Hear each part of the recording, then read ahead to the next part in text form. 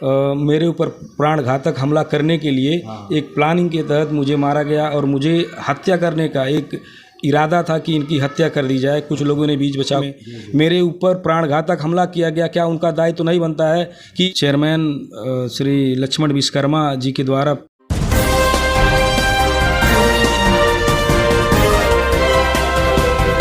नमस्कार, मैं राजीव रंजन अभी मौजूद हूँ मैं गोरखपुर जिले के अंतर्गत और ये है अस्पताल मैरीगोल्ड हॉस्पिटल पे पहुँचा हुआ हूँ। और यहाँ एक व्यक्ति हैं जिन्हें चोटें आई हैं और कैसे चोटें आई हैं आइए यहाँ जानते हैं। अभी देख पा रहे हैं यहाँ लेटे हैं और इनका इलाज चल रहा है। भैया, क्या आप उठ पाने में समर्थ हैं? नहीं, बैठ पाने में समर्थ नहीं, दिक्कत हो रहा है। क्या नाम है आपका? रामानंद कुमार। कहाँ के रहने वाले हैं आप? नगर पंचायत पीपीगंज, हनुमत नगर, वार्ड नंबर 2। नगर पंचायत पीपीगंज, हनुमंत नगर, वार्ड नंबर 2 जी। तो क्या हुआ था आपके साथ, कैसे घायल हुए आप? मैं नगर पंचायत पीपीगंज वार्ड नंबर 2 का सभासद भी हूँ और लगातार मैं 4 बार से सभासद हूँ। तो नगर पंचायत पीपीगंज में कार्यालय पे कुछ कमियां हैं, कुछ विसंगतियां हैं। जैसे कर्मचारी 132 कर्मचारी चेयरमैन श्री लक्ष्मण विश्वकर्मा जी रखे हैं, जिसमें कम से कम 30 कर्मचारी ऐसे हैं जो फर्जी हैं। 132 कर्मचारी हैं जी, उसमें से 30 फर्जी हैं जी। वो कर्मचारी उनके स्कूल में रहते हैं, स्कूल में काम करते हैं, कुछ उनका गाड़ी चलाते हैं। इस तरह के कर्मचारी रखे गए हैं जिसका मैं शुरू से विरोध करता आ रहा हूँ। एक महिला है जो है प्रीति नाम की, वो महिला उसने कहा कि मैं आपके खेत में सोहनी नहीं करूंगी, तो उसको हटा दिए। खेत में बैठौनी नहीं कैली है। किसके खेत में? चेयरमैन के। हमके धर्मेंद्र भेज रहा है, हम नहीं गईली है। काले उनके घरे चल जा और रोपनी करे, हम नहीं गईली। धर्मेंद्र कौन है? यही है पास में। नहीं, क्या यहाँ क्या है यहाँ पे? कुछ काम करते हैं, सुपरवाइजर है। फिर हम काली 8 नंबर में सुनाई जावे, हमें कोनो शिकायत होगा तब कहा। हमें झाड़ू काम कराला, नारी काम कराला, बाकी हम खेत में नहीं जब काम करे। अच्छा, तो आपको सोहनी करने के लिए भेजा जा रहा था? किसके खेत में? चेयरमैन के। अच्छा, निकाल दिए? मना की? हम जब नहीं गई तो हमके निकाल दिया, निष्कासित कर दिया गया। बस इस कारण से कि आप उनके खेत में, नगर अध्यक्ष जी के खेत में सोहनी करने नहीं गए। 2 महीने हाजिरी नहीं लगा था हमारे। क्या नाम है? प्रीति। उनके आवास पे भी लोग कर्मचारी काम करते हैं और उसके बाद जो है सोहनी करने के नाम पे महिलाओं को बुला करके सोहनी कराया जाता है, जो कुछ महिलाओं ने बयान भी दिया है। और जो है मिनी हाई मास्ट लगा है, वो भी उनके स्कूल के प्रांगण में लगा है। 2 हाई मास्ट लगा हुआ है। सोहनी के नाम पर क्यों बुलाया जाता है महिलाओं? अपने खेत में वो काम कराने के लिए लाते हैं, जिसकी वजह से मैं इसका विरोध शुरू से ही मैं करता चला आ रहा हूँ। महिलाओं को मजदूरी के दे करके उन्हें सोहनी करवा रहे हैं, तो आपको प्रॉब्लम क्या है? नहीं, वो टाउन एरिया की कर्मचारी हैं, वो टाउन का काम करेंगी कि उनके खेत का काम करेंगी? टाउन एरिया के कर्मचारी हैं जी। तो उनसे सोहनी का कार्य कराया जाता है जी। नगर पंचायत के जो चेयरमैन है वर्तमान में। हाँ, जैसे कि प्रकार से चोटें आई हैं इन्हें गंभीर रूप से कि ये कुछ बता पाने में भी असमर्थ हैं और बैठ पाने में भी असमर्थ हैं। देख पा रहे हैं क्या हुआ फिर? जिस दिन मामला था उसके 2 दिन पहले जो है मैं टाउन एरिया के बारे में अधिशासी अधिकारी से बात रख रहा था, सब बात बता रहा था कि नगर पंचायत पीपीगंज में जो शपथ ग्रहण है लगभग 9.5 पौने 10 लाख रुपया निकाला गया है, जबकि 2 लाख रुपया भी खर्च नहीं हुआ है। 7 लाख रुपए का उसमें गमन 7.5 लाख का किया गया है। मैं अधिशासी अधिकारी से मैं अवगत करा रहा था, क्योंकि अभी नए अधिशासी अधिकारी हैं। और उसके बाद 3.5 करोड़ रुपए से अधिक का बिजली का सामान लाने का प्रपोजल चल रहा था, जो प्रस्तावित भी है, लेकिन वो सामान कहाँ रखा गया है वो मुझे पता नहीं है। मैंने पूछा, मैंने पेपर भी मंगवाया, अधिशासी अधिकारी महोदय से मैंने पेपर भी मंगवाया, तो पेपर में भी कुछ नज़र नहीं आया। और उसके बाद फिर प्रेशर बना रहे थे श्री। प्रेशर किसके द्वारा बनाया जा रहा है? श्री चेयरमैन श्री लक्ष्मण विश्वकर्मा जी के द्वारा हम सभासदों के ऊपर प्रेशर बनाया जा रहा था कि 3.5 करोड़ से अधिक का बिजली का सामान खरीदा जा रहा है, और उसके बाद जो है फिर से 4.5 करोड़ का आप जो है प्रस्ताव कर दीजिए। हम लोगों को अवगत नहीं कराए कि हम जो क्या कहने में असमर्थ हो जा रहा है, वो जो मीटिंग होगा वो खुली मीटिंग होगी, जबकि ऐसा कुछ नहीं रजिस्टर पे मेंटेन है कि रजिस्टर की हम लोग को अवगत कराया जाए, पहले से थाने पे अवगत कराया जाए, या हम लोग किसी से कह पाएँ। 3 करोड़ का जो माल आ रहा है विद्युत के लिए, विद्युत मतलब वायर तार जो भी बदलवाना है, 3 करोड़ का आ रहा है ना? 3.5 करोड़ का लगभग आना था। 3.5 करोड़ का आना था, रजिस्टर में मेंटेन है वो सब? अभी आया है कि नहीं आया, क्लियर नहीं हो पाया, क्योंकि पेपर हम लोग को दिखाते नहीं है चेयरमैन महोदय। और उसके बाद जो है मैं सारी बात ईओ महोदय से बताया, और उसके बाद जो है सुनियोजित ढंग से जो है एक खुली बैठक बुलाया, जबकि हम लोगों को किसी भी प्रकार का सूचना नहीं है खुली बैठक का। हम लोग 11 सभासद गए टाउन एरिया पर, तो देख रहे हैं कि बाहरी गुंडे कम से कम अराजक तत्व तो कम से कम 150 की संख्या में इधर उधर लोग बैठे हुए हैं, लेकिन हम लोग समझ नहीं पाए कि मामला क्या है। हम लोग मीटिंग किए बाहर नीचे, फिर उसके मीटिंग किसके साथ चल रही थी आपकी? अधिशासी अधिकारी और चेयरमैन महोदय और हम सभासदों के बीच में। लेकिन अगल बगल उसका वीडियो भी, अगल बगल कम से कम 150 की संख्या में बाहरी गुंडे अराजक तत्वों को बुलाकर चेयरमैन महोदय बैठाए थे। उसके बाद HDFC का जो है मीटिंग ऊपर हम लोग चले गए करने के लिए। उसके बाद मैं नीचे आ रहा था, नीचे जो आया तो जो है एक लड़का जो है ये चेयरमैन महोदय धक्का दे करके और कुछ लोगों को जो है इशारा करके बुलाए, और बुलाने के बाद जो मैं नीचे उतरा तब तक जो है एक लड़का अखिलेश यादव करके है, उसका भाई, और रहने वाला है वो, ये बराटा का, वो और कमलेश यादव और अन्य काफ़ी लोग।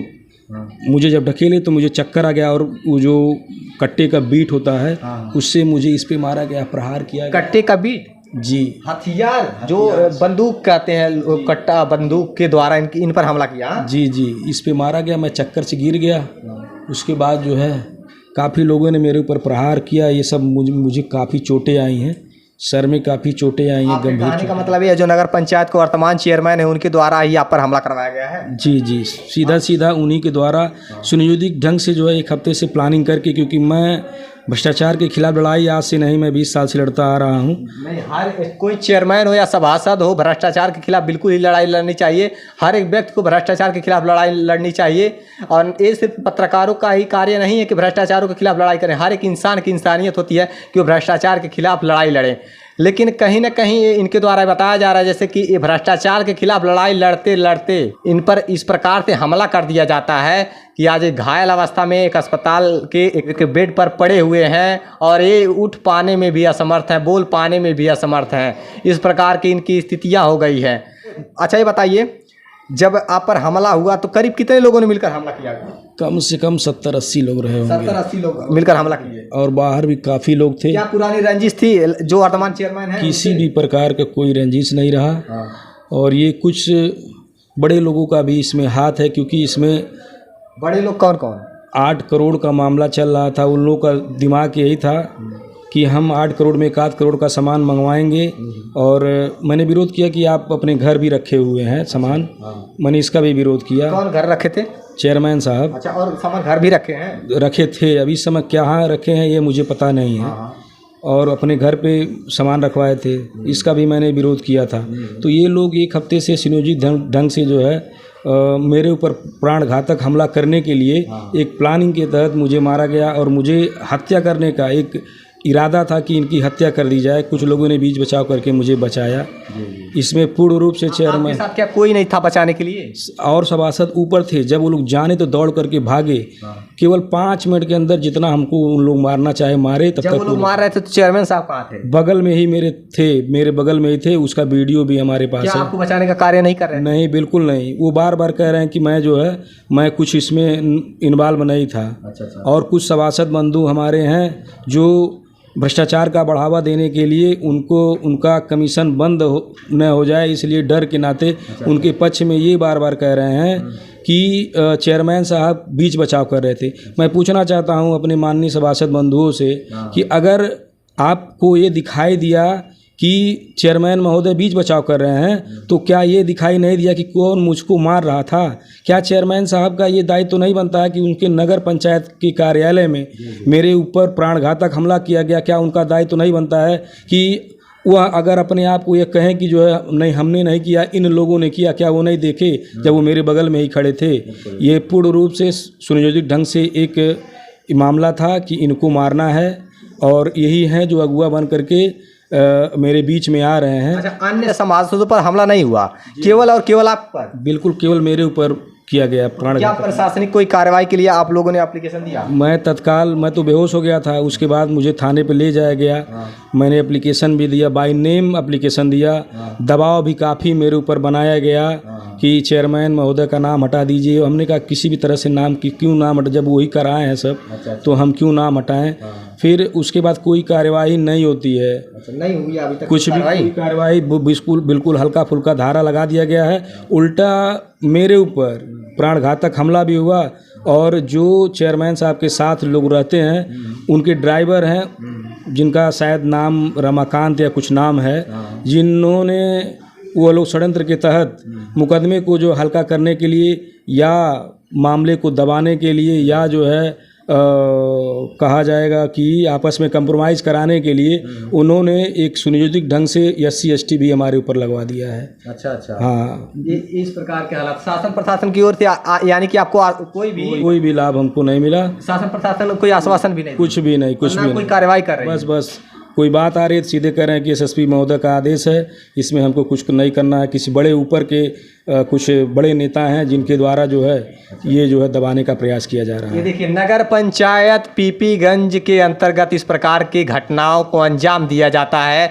वो भी नगर पंचायत पीपीगंज का कार्यालय पर ही, वो भी चेयरमैन साहब के सामने ही इस प्रकार के गुंडे मवाली आ जाते हैं कि एक सभासद को ही पीटते नजर आते हैं, एक सभासद को पीट देते हैं। ऐसा इनके द्वारा बताया जा रहा है कि ये आरोप भी लगाया जा रहा है कि नगर पंचायत के जो वर्तमान चेयरमैन हैं उनके द्वारा ही बुलाए गए गुंडे को द्वारा इनके पिटवाया गया है। मेरे पास उसका प्रमाण भी, वीडियो है।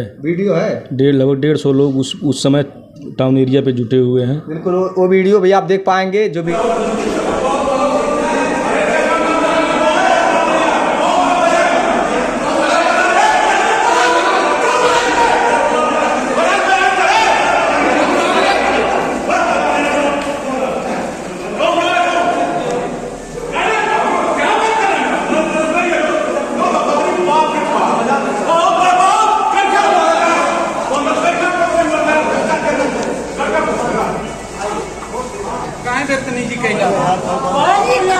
इस समय जिनके चेयरमैन हैं उन्हीं का केंद्र में भी सरकार है, राज्य में भी सरकार है और वहाँ नगर पंचायत पीपीगंज में उनकी ही सरकार है, क्षेत्र में भी उन्हीं की सरकार है, पूर्ण बहुमत की सरकार है। और यानी कि पूर्ण बहुमत की सरकार होने पर किसी को भी डराया धमकाया जाए और कोई भी अगर भ्रष्टाचार के खिलाफ आवाज़ उठाना चाहता है तो यानी कि उसको दबाया जा रहा है। जिस प्रकार से इनके सामने इस प्रकार की घटनाओं को अंजाम दिया। कौन सी डेट को हुआ है घटना? 25 तारीख को हुआ। 25 अगस्त को कितने बजे?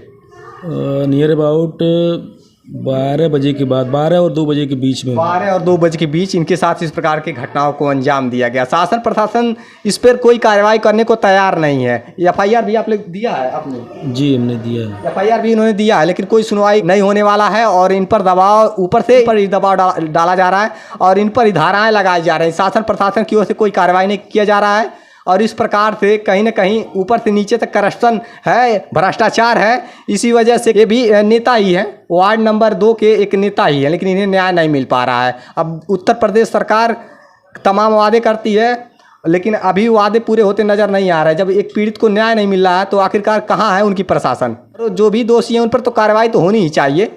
अगर सरकार सबके लिए है, शासन सबके लिए है, तो जो दोषी हैं, जो जिसने इस प्रकार की घटनाओं को अंजाम दिया, उन पर कार्रवाई तो होनी ही चाहिए। आप लोगों ने देखा अभी एक पक्ष का बयान, अभी दूसरे पक्ष का बयान। जब दूसरे पक्ष के लोग उपस्थित हो पाएंगे तो उनका बयान भी आप अगले वीडियो के माध्यम से आप देख पाएंगे। देखते रहिए SK News 24, सच्चाई की जीत। जय हिंद।